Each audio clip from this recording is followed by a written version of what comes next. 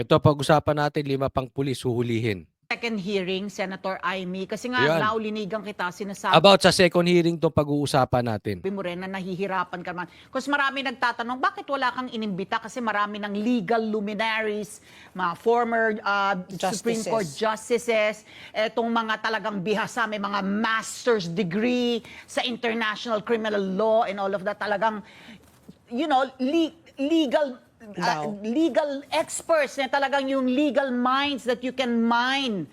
Bakit hindi sila humarap because ang maririnig mong sinasabi nila is the legality of the arrest and the surrender. Hindi nila tinatawag na extradition ng pamahalaan, di ba?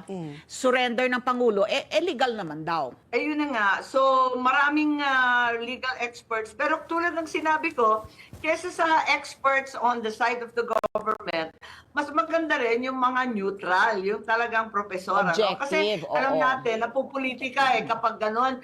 Palagay ko, overrepresented na nga yung gobyerno. Mag-isa lang ako doon sa isang panig hanggang Ito, meron pong good news, no? So, wag muna nating awayin si Amy. Again, uulitin ko at ilang beses ko nang inulit, hindi ko sinasabing iboto nyo si Amy. At ayoko siyang isama sa PDP, okay? Maliwanag po tayo dyan.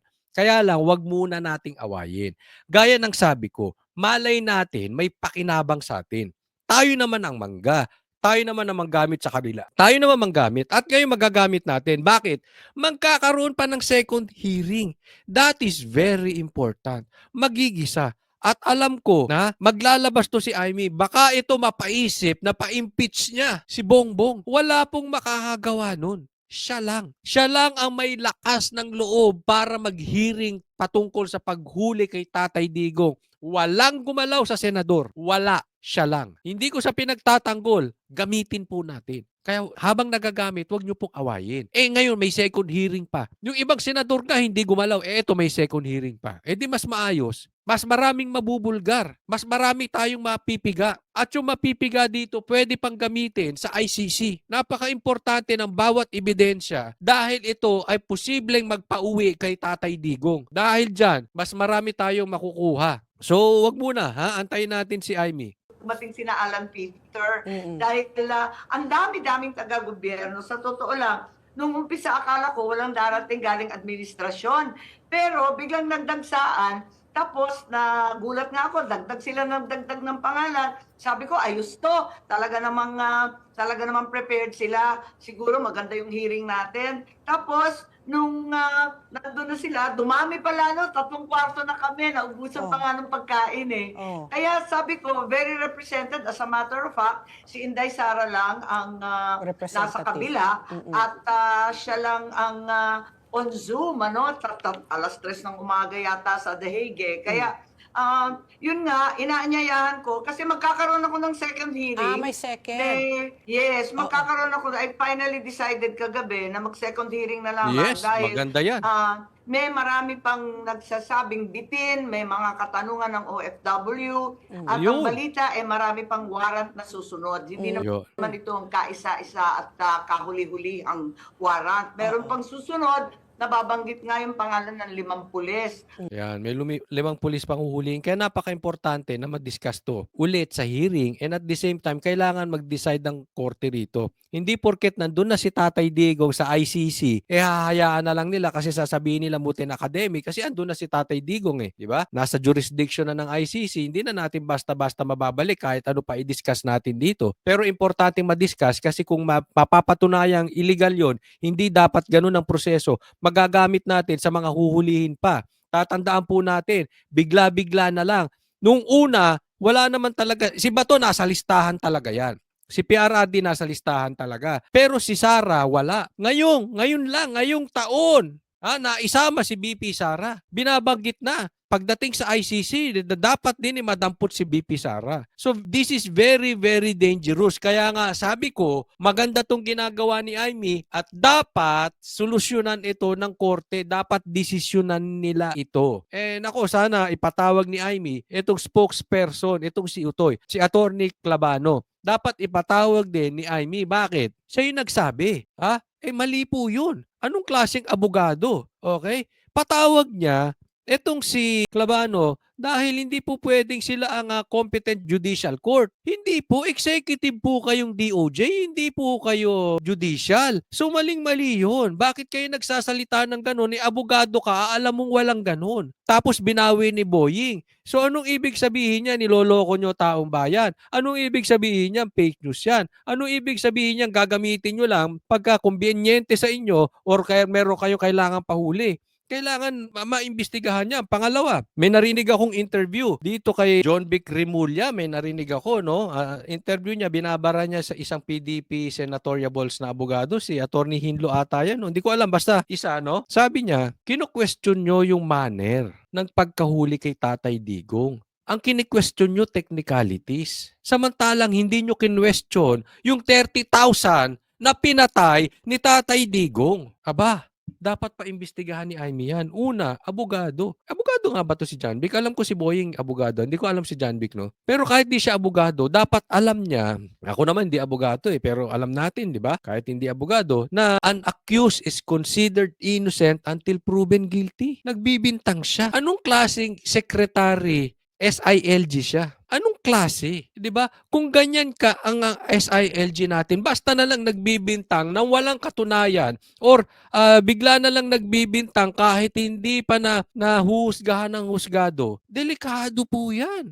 Pwede kang pagbintangan ng mamang ito. Isipin mo, ibinintang sa kanya 30,000. Anong patunay nila? News? News ng Rappler? News ng mga makakaliwa? News ng NPA? News ng komunista?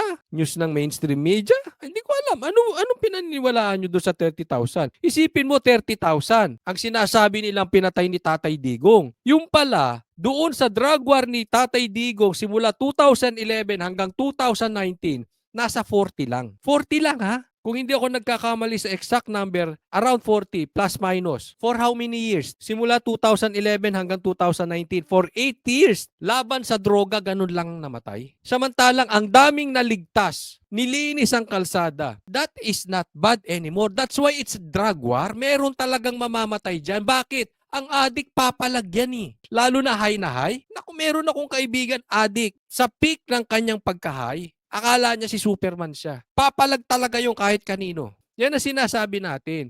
Anong gusto nyo? Pag pumalag yung adik, magpabaril yung pulis. Pag pumalag yung adik, magpa-rape yung nire-rape. Hayaan na ng pulis. Diba? Ibig sabihin, fake news sila. Saan nila nakuha yung numerong 30,000? Ang demanda sa ICC, kakurenta.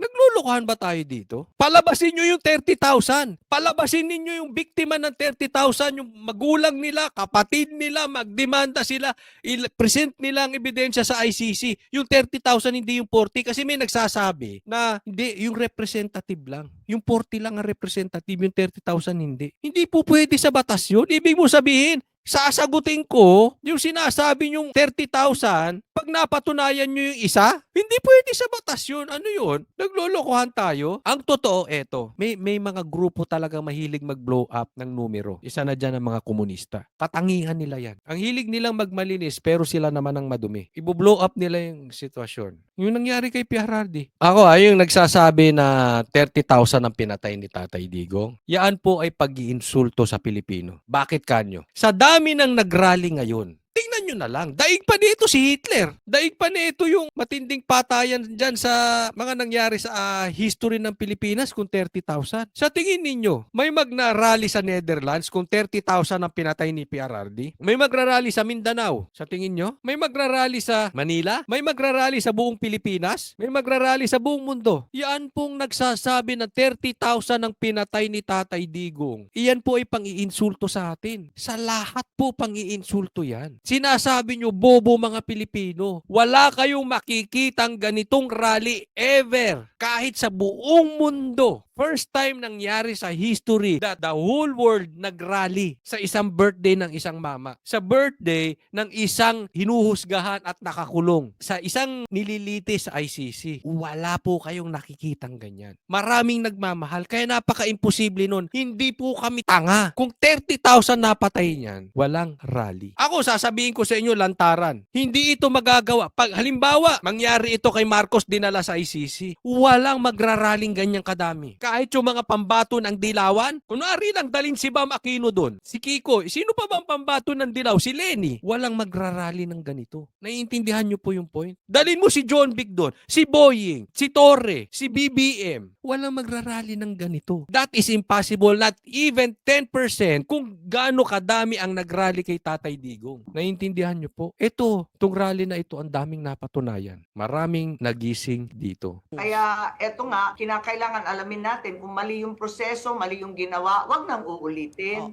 Sino naman po ngayon ang iimbitahin mo? At yun na nga, sumulat na rin po sa inyo si E.S. Bersamin para humingi ng advance questions. So now, are you going to give advance questions to Secretary? Ako, bakit may advance question?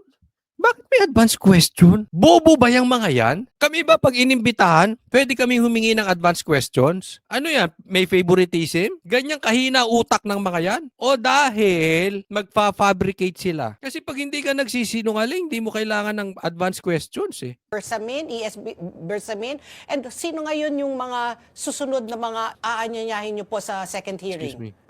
Oo, siguro pareho rin yung iba, pero yun nga, katulad ng sinabi kanina, sana talagang lumabas yung ibang mga international law experts kasi hindi naman ordinaryong international law, hindi naman yan bahagi ng batas na araw-araw. Ako, ako gusto ko to. Ha? Kaya maganda yung second hearing. Since si SAS ay magaling sa international law, imbitahin mo si SAS. Ako, suggestion ko lang. Invite SAS. Kasi hindi siya pinalusot dyan sa vloggers na hearing. Imbitahin mo as resource person si SAS. Malaking maitutulong ni SAS sa investigasyon na yan. Marami siyang kaalaman na nauunawaan niya yung grabing pagtatakip ng gobyernong ito at yung mga illegal na ginagawa. Pinapractice. At iilang talaga ang praktisado dyan.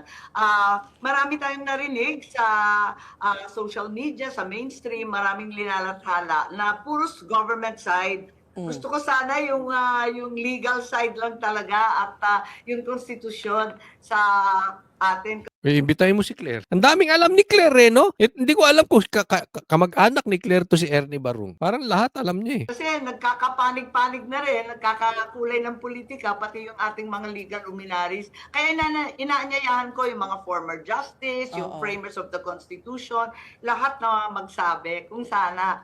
Pero nahihirapan talaga ako. Pero sa second hearing, mukhang si Senator Bato nais lumako dahil nasa second batch daw siya ng warrant eh. At ang alam ko si Senator Cayetano bitin pa yung mga tanong. Tama. At saka dapat protektahan natin si BP Sara. Isasama po dyan si Sara.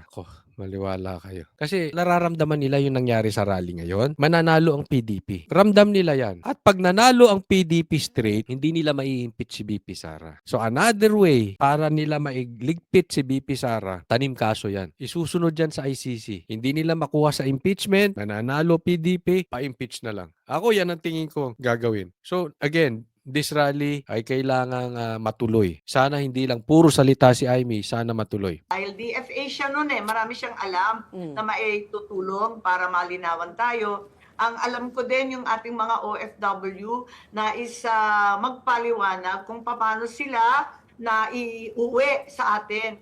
At gusto nila. Yan, maganda rin yun, mga OFW. Kasi alam mo si Tatay Digong, siyang nagpapauwi dito sa mga OFW. At yung mga hindi may mga kaso ron at inosente naman napapauwi niya. Samantalang ang gobyerno ngayon, ipinamimigay ang Pilipino. Kung si Tatay Digong ay kinukuhang ang mga OFW, ay kabaligtaran. Dating presidente, kinidnap, pinamigay. Na may, may guarantee o assurance ang ating gobyerno na yung mga nakapiit pa sa abroad, na-convict at naparusahan, maiuwi. Kasi sa lagay na ganito, natatakot lahat ng Pilipino.